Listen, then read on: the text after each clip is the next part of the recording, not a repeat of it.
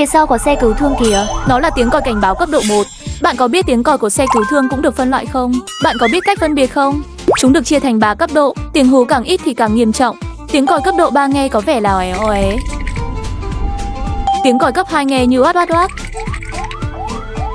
Tiếng còi cấp 1 là nghiêm trọng, thường là đột tử hoặc là sự kiện tập thể. Hiếm khi nghe thấy âm thanh này. Tiếng nghe như quá quá quá. Ngoài ra còn có còi kiểu Đức và còi kiểu Ý nữa, là mức độ nguy cấp ưu tiên. Các bạn đã có thể phân biệt được hết chúng chưa?